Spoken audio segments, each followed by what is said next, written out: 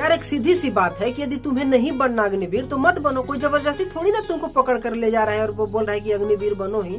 यह अग्निवीर जो योजना है वो उनके लिए है जिन्हें इस बात की समझ है कि चलो 4 साल ही सही परंतु देश सेवा करने के लिए मौका तो मिल रहा है ना। तुम बनो ना कलेक्टर, तुम बनो IAS IPS, करते रहो पढ़ाई जिंदगी भर, जितना मन उतना करते रहो। तुम्हें तो जब कोई फोर्सफुली नहीं बनाया जा रहा है अग्निवीर तो आखिर विरोध क्यों कर रहे हो यार। इस बात को समझो कि तुम्हें देश सेवा करने के लिए मौका मिल रहा है तो इसे मत गंवाने दो ना। इसके नाम पर तुम अपने देश को जला दे रहो, सरकारी संपत्ति को जला दे रहो। ये कहाँ तक ठीक है भाई, कहाँ तक जायज है। अभी भारत के युवाओं में इतनी संस्कृति, इतनी सभ्यता, इतनी मानसिकता तो होनी नहीं चाहिए कि हम क्या कर रहे हैं और किस चीज के लिए कर रहे हैं। यह तो सत्य है कि बेरोजगारी बढ़ी है पर आप सरकार के साथ कैसा व्यवहार कर रहे हैं। इतना बड़ा विद्रोह, सरकारी संपत्ति के नुकसान तो गुलाम भारत में भी नहीं किया जा रहा था यार, जबकि अंग्रेज ही हमें लूट रहे थे। और यदि तुम्हें नहीं पसंद अग्निवीर तो जाकर मनरेगा देखो ना, बेरोजगारी भत्ता राज्य सरकार देगी ही।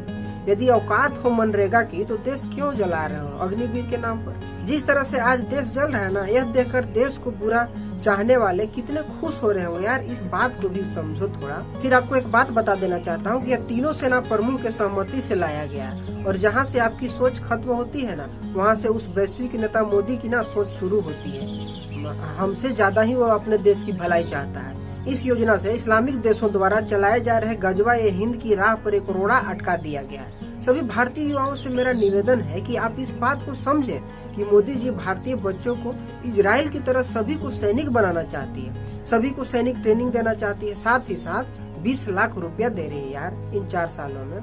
आपसे यदि कोई पूछे तो आप जोश में तो आकर बोल दोगे कि हाँ हम अपने देश के लिए जान भी दे देंगे, परंतु आज जब देश सेवा की बारी आ रही ना तो आप उसके नाम पर देश जला रहे हो। कैसी है यार तुम्हारी ये देशभक्ति। अच्छा आप इस बात को समझ सकते हो कि तुम्हें फ्री का रहना खाना मिल रहा है, दवाई मिल रहा है, इलाज मिल रहा है, यूनिफॉर्म मिल रहा है, आना जाना सब बिल्कुल फ्री मिल रहा है।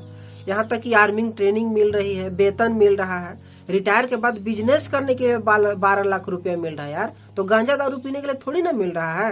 याद रखिए यदि आप आर्मी ट्रेनिंग लेकर अपना जीवन बिताते हैं ना तो उनके द्वारा किया गया सभी कार्यों को अच्छे से किए जाएंगे यार। आपको फ्री का अनुशासन मिल रहा है जो कि आपके जीवन में बहुत ही महत्वपूर्ण साबित होंगे।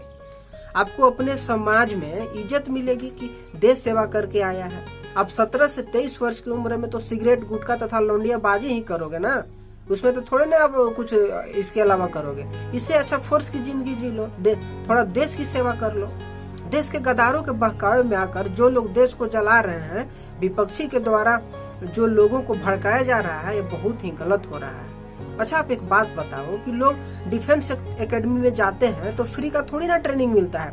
इससे अच्छा आप अग्निवीर में जाइए, वहाँ पर ट्रेनिंग लीजिए यार। 4 साल बाद रिटायर होने के बाद राज्य सरकार के भर्तियों में भी प्रेफरेंस मिल रही है।